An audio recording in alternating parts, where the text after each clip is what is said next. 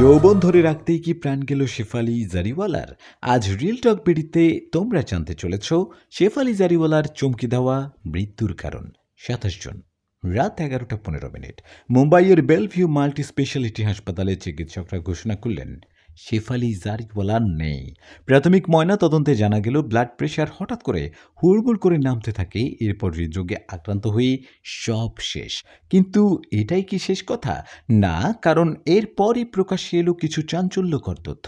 জানা যায় শেফালি দীর্ঘদিন ধরে নিচ্ছিলেন অ্যান্টি এজিং ইনজেকশন, আর সেই দিনও সারাদিন উপবাসের পর নিয়েছিলেন একটা ইনজেকশন, আর সেটা ডাক্তারি পরামর্শ ছাড়াই।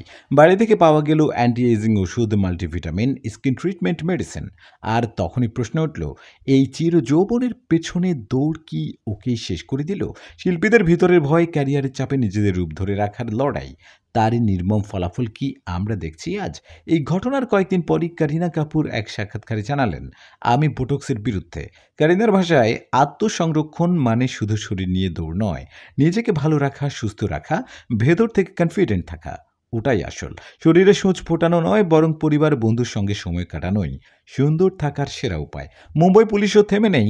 এখন পর্যন্ত ১৪ জনের বক্তব্য রেকর্ড হয়েছে। ৪টি সিসিটিভি ফুটেজ সংগ্রহ করেছে পুলিশ।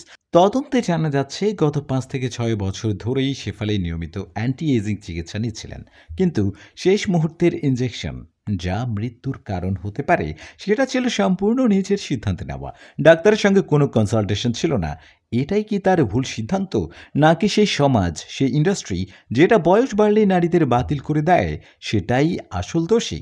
আজও আমরা সৌন্দর্যকে বেঁধে ফেলি বয়সের ফ্রেমে। একটা সেলিব্রিটি যদি একটু বয়স্ক দেখায়, তখন শুরু হয় কমেন্টস, ওর তো এখন মায়ের চরিত্র করা উচিত। আর তখনই তারা দৌড়ান Botox, skin therapy, filler, surgery দিকে। শেফালি কি চেয়েছিলেন? আরও কয়েক বছর তার কাটা লাগা গার্ল ইমেজ ধরে রাখতে। তারই চাপে একটা ভুল সিদ্ধান্ত। রিল টক বিডি থেকে আমরা বলি, সুন্দর হওয়া মানেই ফিল্টার লাগানো নয়, চির যৌবন মানেই জীবন দীর্ঘ হয় না। নিজেকে ভালোবাসো, যেমন তুমি ঠিক তেমনই। এই ছিল আজকের গসিপের অন্ধকার দিক। ফলো করো রিল টক বিডি। এখানেই সব বলা হয় যা অন্যরা লুকিয়ে রাখে।